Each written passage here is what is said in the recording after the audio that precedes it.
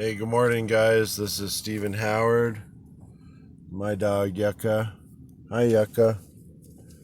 I just wanted to show you the view out here. It's pretty trippy. You see the three fins? This is the scene if you look at the movie Into the Wild when Christopher McCandless or Emil Hirsch got dropped off hitchhiking by a Mack truck. He got dropped off right down here, down the road. But that was the view in the background. It's a pretty famous view. I'm on Highway 160, out past Blue Diamond. Anyway, as I'm talking to you this morning, I wanted to show you how this view changes. You're coming down the hill, and those three rocks will stretch and grow. So check this out. Hopefully we can get a visual on it.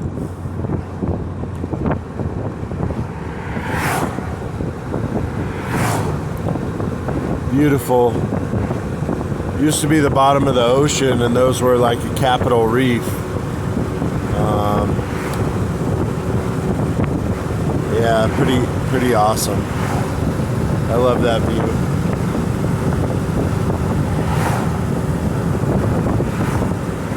Anyway, it's pretty cool this morning. It's 77 degrees. Me and Yucca were really enjoying the mountain this morning. I'm headed down to get a shower. A friend of mine lets me shower at their house. Then I'm usually at the gas station for a while, and I actually have a guy from Pahrump that's been talking about getting me to come out to Pahrump and work. So hopefully I'll see him again today. But I just wanted you to see how that changed. Pretty impressive. Anyway, I've been staying positive. I've been working hard on myself and trying to stay okay with the environment. I was flat broke yesterday, and nothing really happened. So I went and called my dad, and he said he's pretty tight until the end of the month, but he'll send me some money. So he sent me $75 through Walmart, and that got me food and got me a few dollars in my pocket, so I'm not flat broke. But I am looking for work. I do have some people that are working me here and there. I have a demolition in a basement coming up. But my real work is here with you guys. My real work is teaching people that their life is actually full of sunshine and magic and miracles. To be aware that we all have hard times, dark times. The world is a very, very, very tumultuous place. We're all watching the media. We're watching fear, and the fact of the matter is, we all have to be brave. We all have to put on a mask. We all have to go to work. We all have to comply to rules. But there is some point. How many rules do you want to follow? Are you willing to follow rules all the way into a cattle car, to a FEMA camp? Are you willing to follow rules that far? Because I'm not.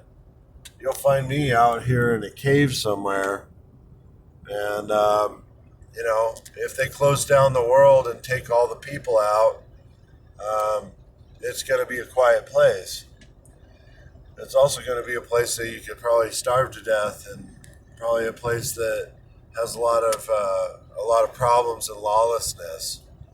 So I'm developing plans, plan A, plan B, plan C, the old adage, fight or flight. And, how much are you going to comply? Yeah, it's easy to put a mask on so you can go in the gas station and grocery store and the bank or whatever you need to do. But are you willing to get DNA tested, and are you willing to, have somebody inject you with something that they haven't even experimented with yet? Or are you willing to accept a microchip that helps you pay for everything and keeps track of you and what you're doing and where you're at? Um, some of those, yes. Some of those, definitely no. Some of those, I have no problem with complying and making sure people are safe and healthy. And public safety is really important. But, how far are we going to go with it? And, are they going to close all of our public lands and try and keep us out of the wilderness? Um, so there's a lot of questions that I have. I've made plans A, B, and C. And, I'm sticking to plan A. I'm sticking to staying the course. I'm sticking to looking for work. I'm sticking to trying to stay here as long as I have to. As soon as I'm released from my probation and all of this stuff, I'm out of here. I want to go north, and I want to find a piece of land and start chopping down some pine trees and build some logs and make a beautiful log cabin. I don't care how long it takes, and you know, it just seems like the world is getting smaller and smaller for some reason. So I just want to show you the overview of where I hang out. This is a Blue Diamond gas station, and Red Rock behind me. Anyway, I hope you have a wonderful day, guys. I'm just kind of waking up. Channeled messages were basically, if you want orange juice, you gotta cut up and squeeze some oranges. You gotta do the work. If you want lemonade, you gotta take all the lemons that life handed you and squeeze them and add some sugar so it's not too bitter, and you will have some awesome lemonade. So whatever life hands you, you kind of hand it back your version of what you want. And that's exactly what I'm doing each day, is trying to do that. Anyway, hope you have a great day. I definitely need some coffee, and I hope you guys will get some too.